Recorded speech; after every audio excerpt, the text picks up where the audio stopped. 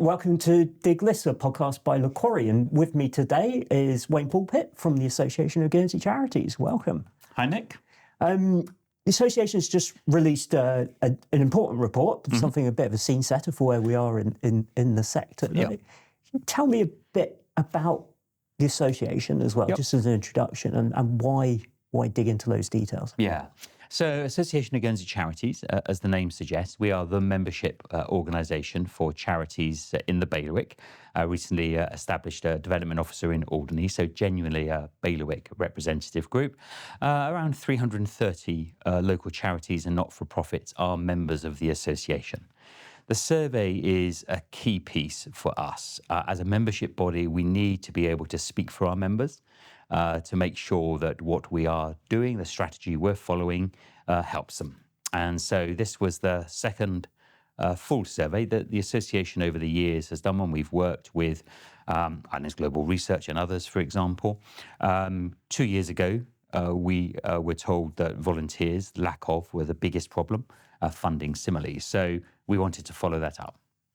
And as a result, we have some updated data to take us to the next stage. And why is that sort of like long? It's a long-term view, isn't it? When you're going over a few years, why is it important to take that perspective? Yeah, because you take the temperature of your members, and we want to know whether what we're doing is making a difference. So, if, for example, we had not made any progress around volunteers over the last 2 years, then it would make us revisit what we've been doing. And so for us, the survey helps us reset that. It's a bit of a temperature test.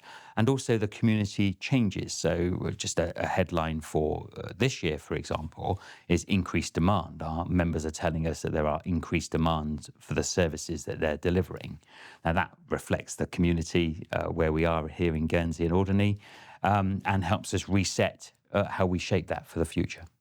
So you mentioned briefly about some of the headline stats almost there. Yeah. Let's dig into those. What would you like to pull out first? Yeah, so if we start with volunteering, as I said, 2 years ago, it was the biggest challenge, bigger than funding. 40% of our members at that time had problem finding volunteers. That's improved quite considerably. Just over 20% now tell us that volunteering is their biggest challenge, and that's now lower than funding. However, the real challenge is around skilled volunteers. So that enables us to capitalise on our work as part of G8, for example. We're working with the business groups to look at how they might support staff, working with the States of Guernsey as to how they may support their staff to volunteer as well. Good for the business, good for charities, good for the community. So volunteering would be one headline. We invested a lot of time. We've reshaped volunteer.gg. We're promoting it to the broader community. So that would be one example. Funding is a much broader challenge, as I'm sure we'll unpick also. So. Looking at that kind of skilled volunteers, and put it that way, what kind of skills are being looked for and needed, and what kind of response have you had when you've been out there talking to businesses? So the biggest one would be treasurers, bookkeepers, and charity secretaries. Both largely driven by changes to the regulation over the last 5 or 6 years, which has really significantly impacted charities in the island. It was legislation forced on the sector because of the needs of the finance sector. We understand that. A strong economy is vital to our members as well as the community, but it meant that the regulation that were rushed through didn't really focus on what the needs of charities were.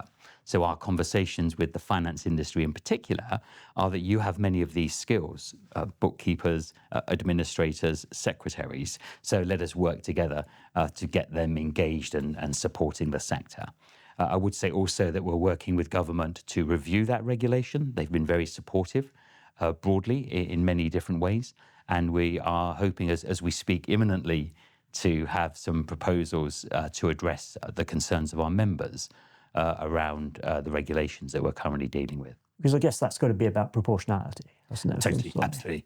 Yeah, everybody, regulation is good. We want the charities in the bailiwick to be well respected by the broader community. So good governance is absolutely vital, but it needs to be proportionate. And being deemed an international charity because you're sending money to an associated charity in the UK for research is not proportionate.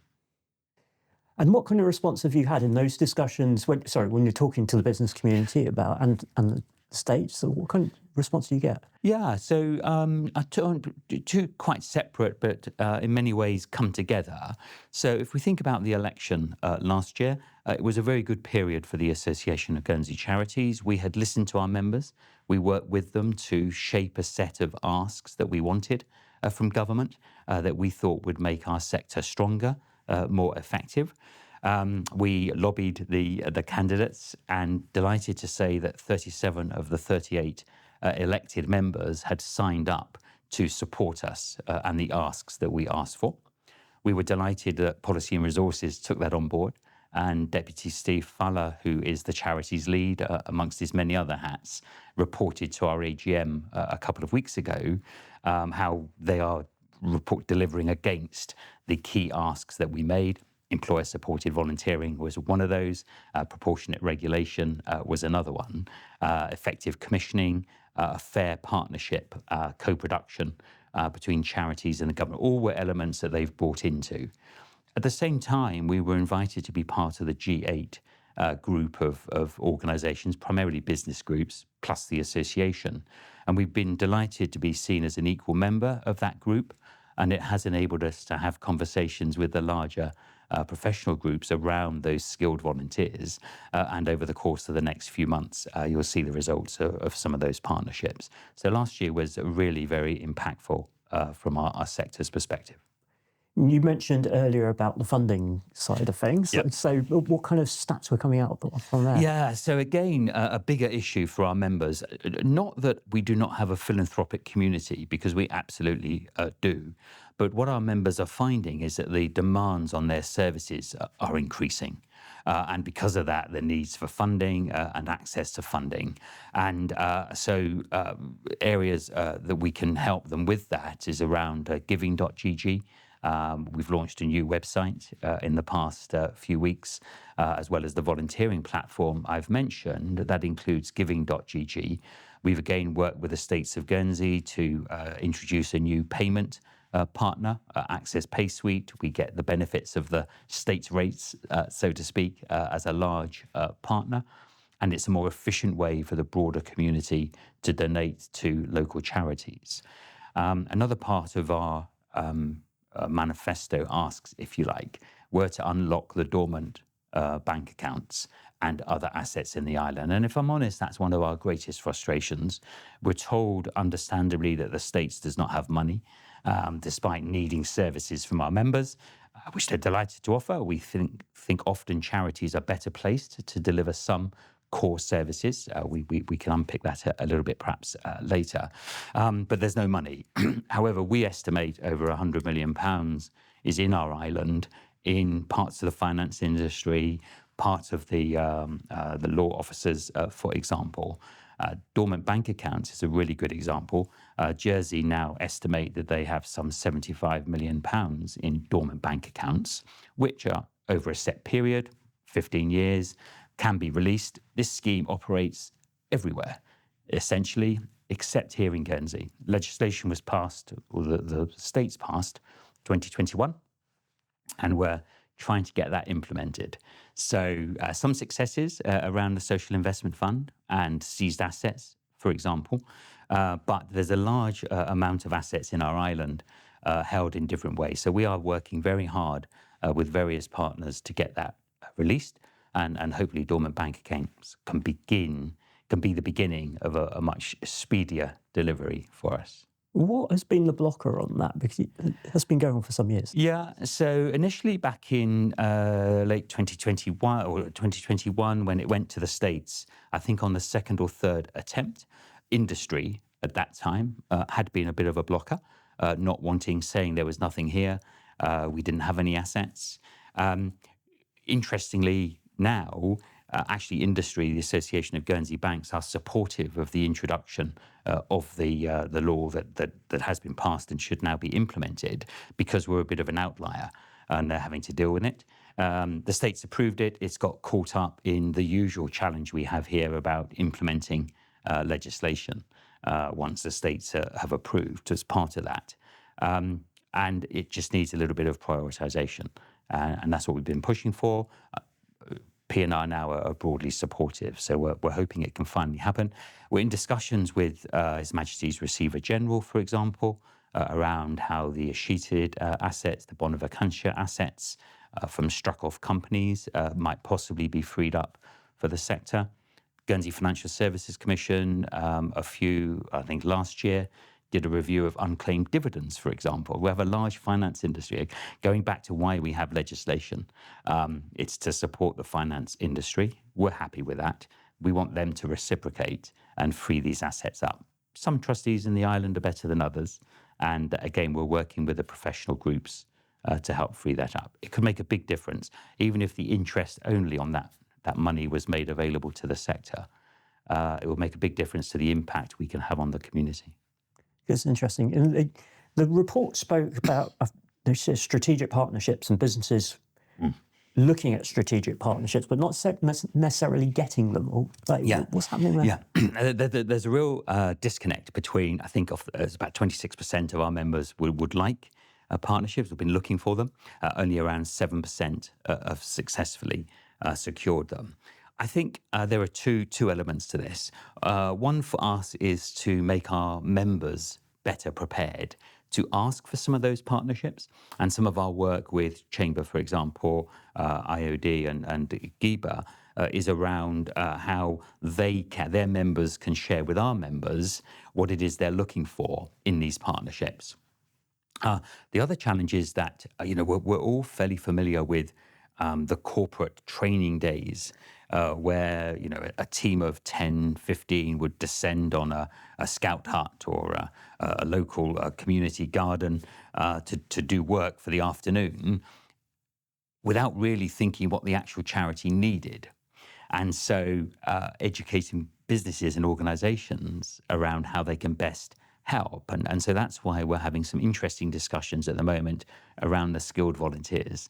Those that have a particular skill, BBC have been very helpful running some training, inviting charities into the studios there to perhaps we'll get some in here, Nick, in the near future, where you're using the skills that you have within your organisations to help members. The states similarly are piloting employer-supported volunteering, working with the comms team there. They've been helping some members. They've done some team days as well. So we're beginning to make some inroads.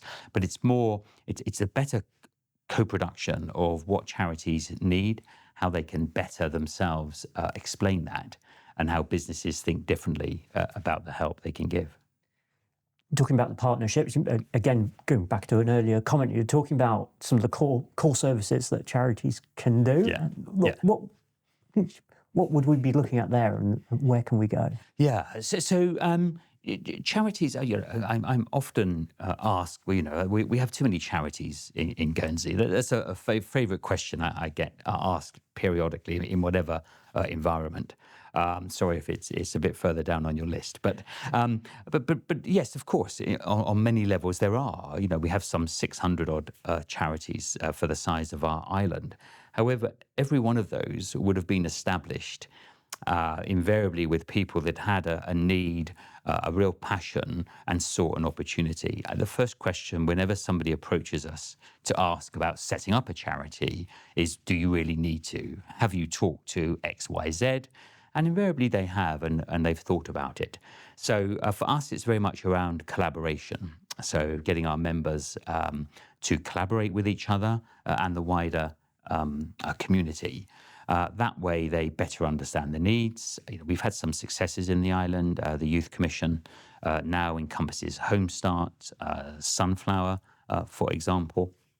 And there are other partnerships that have evolved. Invariably, the community is better placed to understand the needs. So coming back to your question about what is it charities can offer, so often they're better connected with the demands, the challenges, and they are motivated by people who feel strongly to make a difference, not incented by what they're paid or what they may want to build from it, but to solve the need. So when we talk to the states, we want to talk about co-production We have some workshops coming up in the summer, for example, looking at the state's priorities, the priorities of the government work plan, and focusing on how charities can help inform the development of that work plan, and then at the other side can help deliver it. And I do believe that through that we can get more effective government services for the community that we really need. I mean, particularly apt moment to be talking about that. Because commissioning's been spoken about for a long time, and obviously in today's economic climate, we've got the tax debate coming up. That the flip side of that is the savings side of it, isn't it? Totally. So commissioning is not new, and here in Guernsey, we have the commissions, the Youth Commission, Sports Commission that started it all off from a government perspective, Health Improvement Commission, Language Commission.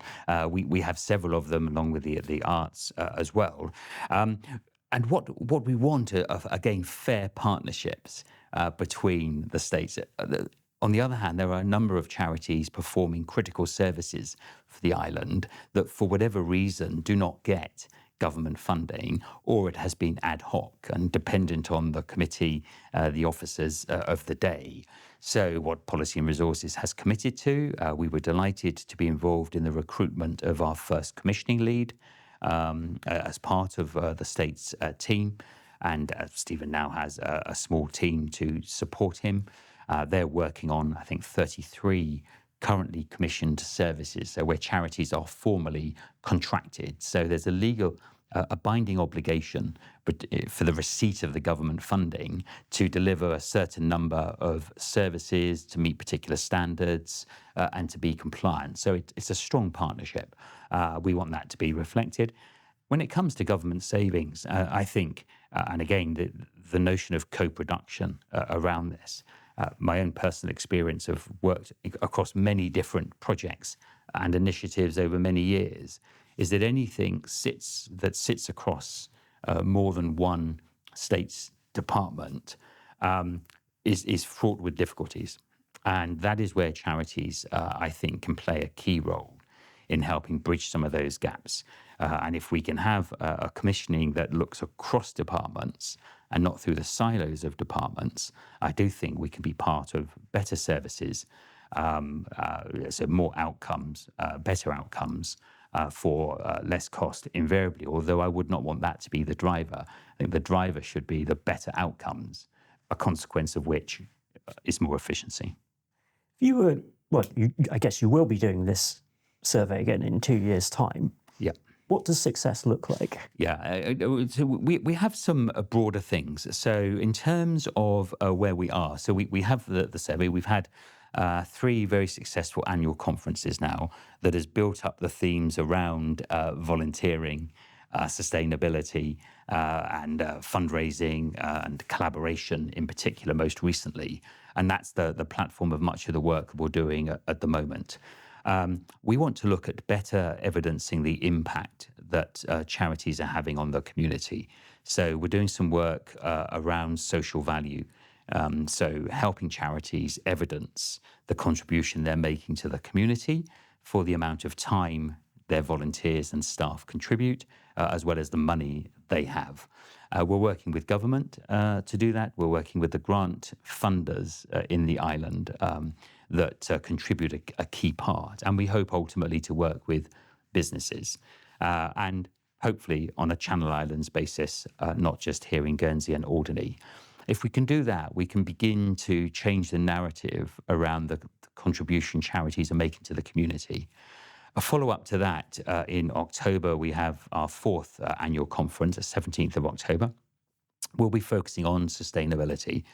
We have a great speaker coming across from the UK who will speak separately to philanthropists, those in the island whose generosity supports a lot of the work that we're doing. He'll talk to them, and then separately to our members around how they can think differently to make a greater impact themselves. This is as much about charities taking control of and helping themselves as it is saying to individuals or government, hey, we're great people, please give us some more money. There's a lot of self-help here. And then we'll get the groups together. They can help understand and know each other. So for us strengthening our sector, then hopefully we can support that with progress around those key political asks, unlocking the escheated assets, dormant financial assets, and that type of thing. Getting our own members to use our platforms so that we have a bigger shop window for the volunteering opportunities and giving. If we can do that and secure our own sustainability, we're an organisation currently funded by the generosity of donors ourselves. Feel that in 2 years' time, when we come to do this again, we'll be achieving even greater impact more efficiently, and our members, most importantly, will be happy with what we're doing for them. And moving into the shorter term, there's an important week coming up as well. There is, yeah. As I said, volunteers, and in particular those that have a particular skill. Now, I've mentioned bookkeeping, treasurers, but actually volunteering for me, Nick, is one of those really satisfying things. And I always say, as long as you have a willing mind and a big smile, a can-do, will-do attitude, there's a role for you within our sector. And Volunteers Week is going to be a great opportunity in early June to showcase the wide variety of people we have from all backgrounds of our community already giving their time to make a difference, and to hear from some of the impact to the people that are benefiting from that time. So great time for those that haven't yet experienced it to learn a bit more. Visit volunteer.gg. Withoutus.gg is another microsite we have that gives a number of examples of how you can get involved, from the hour a month to running a youth group, helping at the animal shelter, helping deliver Meals on Wheels. We have just about every role imaginable to make a difference to our community. Wayne, really appreciate your time. It's a really good overview of what's been going on and some hope for the future as well. Hopefully, yeah, lots of hope. Lots of hope. Thank you. Thanks, Nick. Thank you for tuning into this podcast. If you've got all this way, I'm really hoping that you've enjoyed our work. There's a few things you can do though to support us. Follow, like, subscribe, share, whatever you can do to help spread the word of the Quarry. The other thing you can do is head on over to our website, where you can become a member and really support independent local news.